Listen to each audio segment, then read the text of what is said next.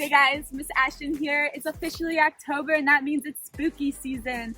This month we are starting Singing in the Rain for preschoolers and Off Stage for elementary. I hope you guys have a great week. Stay warm.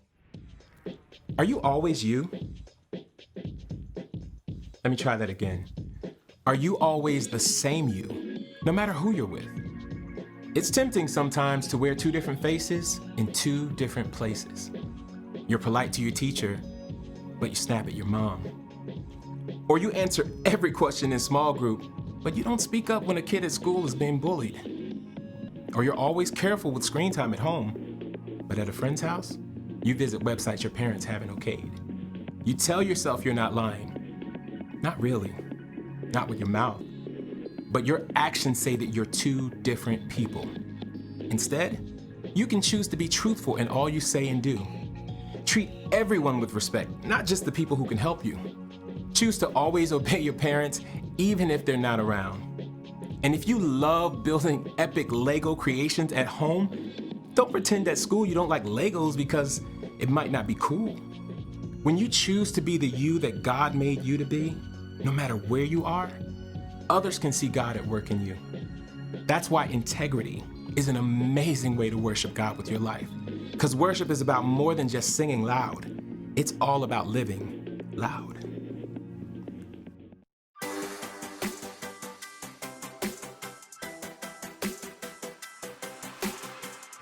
Before the day I took a breath, you had a plan for my every step. You promised to always be by my side. I believe that you are the way, you are the truth, you are the light, so I sing this to you. You keep your promises every day. I will believe in everything that you say. Yeah, in the dark I know you're making a way. Jesus, I will trust you. You're always good in everything that you do, and I know everything that you say is true. And every moment you are leading me through. Jesus, I will trust you.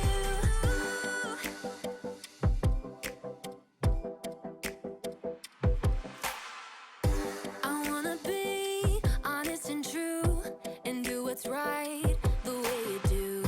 You're teaching me to take a stand and live for you, 'cause I believe that you are the way, you are the truth, you are the light, so I sing this to you. You keep your promises every day. I will believe in everything that you say. Yeah, in the dark I know you're making a way.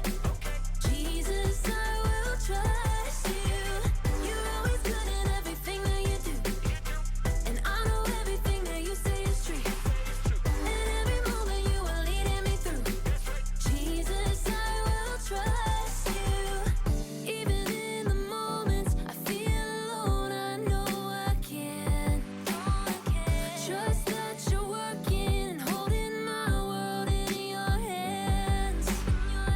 Even in the moments I feel alone, I know I can.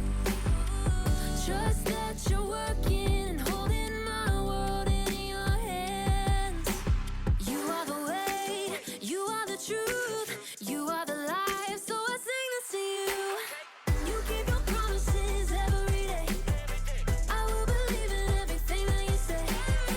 Yeah, in the dark I know you're making a way. Jesus, I will trust you.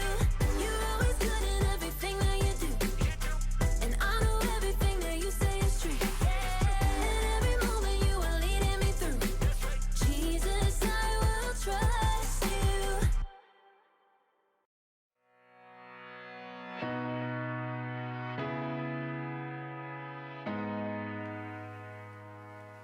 Oh, hey. Hello, planet Earth! It's me, Graham, professional astronaut, broadcasting live from outer space. You know, not a lot of people thought I would make it all the way to Saturn, but you know what? They were right. It's just a costume. I'm still on Earth. I love to dress up and pretend to be other people. Don't you? I mean, I love to dress up in costumes and wear scary makeup or funny masks. It's out of this world. because I'm an astronaut. Oh, but today we're talking about what it's like to live our lives without masks, without costumes. What it's like to live with integrity. Now, integrity is choosing to be truthful in whatever you say and do. And it's harder than it sounds to live with integrity. There's so many reasons to pretend to be someone you're not. I mean, you may want people to think you're funny.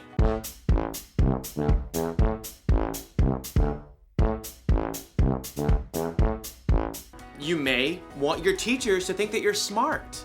E equals MC squared. The capital of Mongolia is Ulaanbaatar. A woodchuck can chuck 32 cords of wood. And you probably want your friends to think that you're cool. Cool kids still dress like this, right? See what I mean? It isn't always easy to just be true to who you are. In today's story, we'll learn about some guys who were under a lot of pressure to be like everybody else. We'll find out if they were able to stay true to who God made them to be. I'll be back in a minute. Instead of a minute, it's a moonit. Because I'm in space. Maybe I should dress up as the clown again. The Bible. It's 66 books of history, stories, letters, and poetry that fit together to form God's one big story. The epic adventure of how He created us and loves us so much that He made a way to rescue us.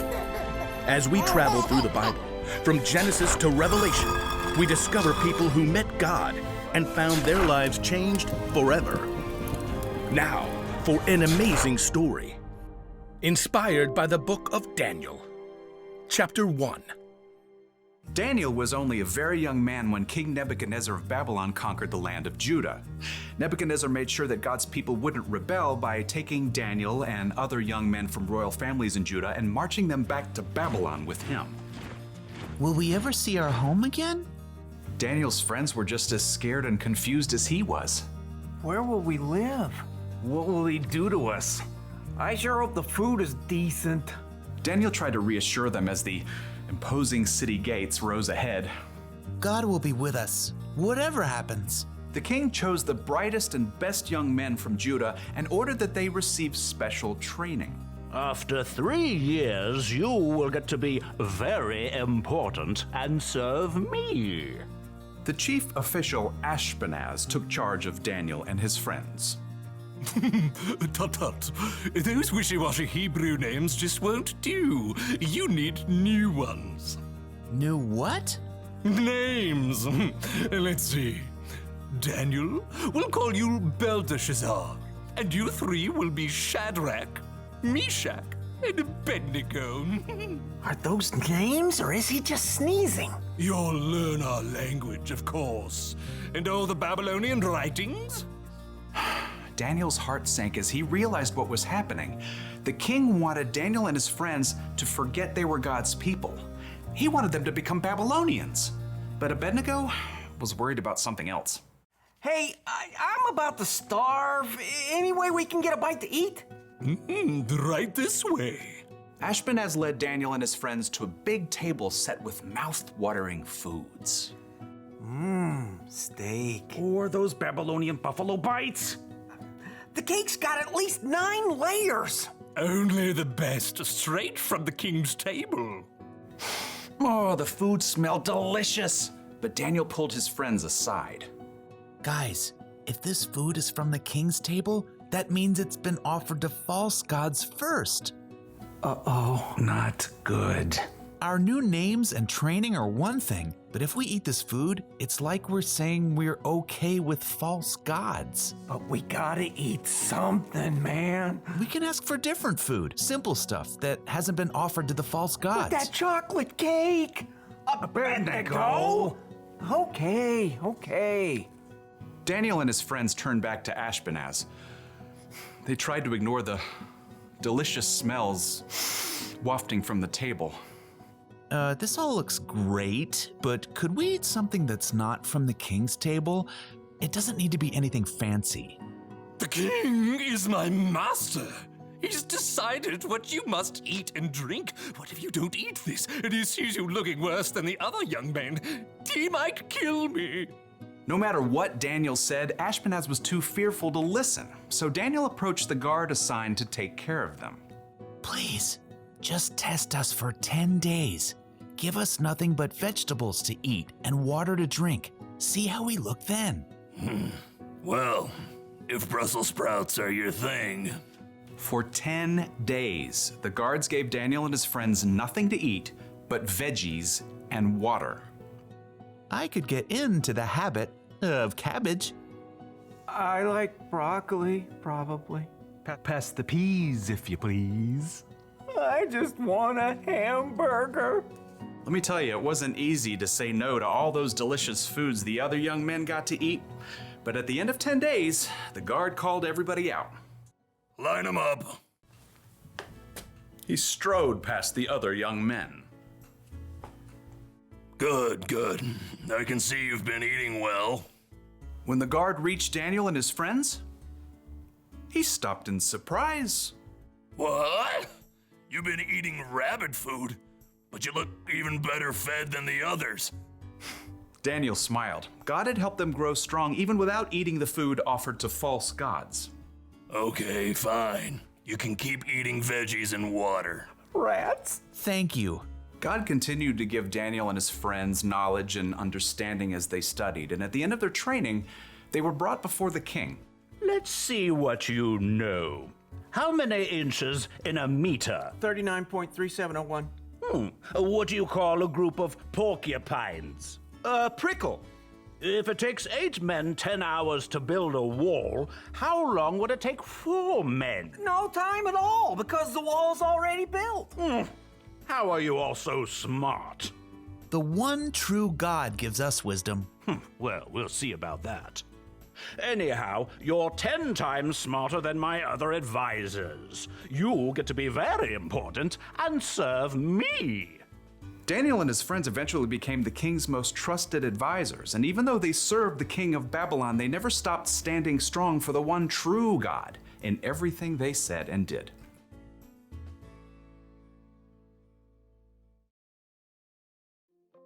Okay, so Daniel and his friends were in a really bad situation. They were taken from their homes and they were forced to be some king's servant. But even then, they chose to be true to themselves. They chose to live the way God wanted them to live. You see that kind of integrity a lot in the Bible. I mean, think of Jesus.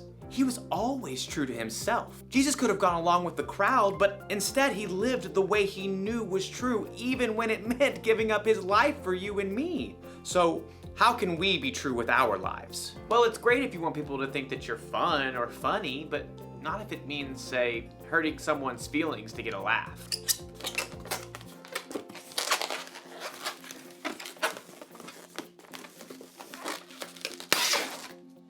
I have no idea how to make balloon animals. And being cool is cool, you know? But if you have to pretend to be something that you're not so people think that you're cool, that's not cool. Cool? What's another word for cool? So here's the one thing to remember today. Be truthful with your whole life. You can choose to be who God made you to be. I mean, to be honest and true in what you say and in what you do. Like I said before, it isn't always easy, so ask God for help. That's one small step for you and one giant leap for integrity.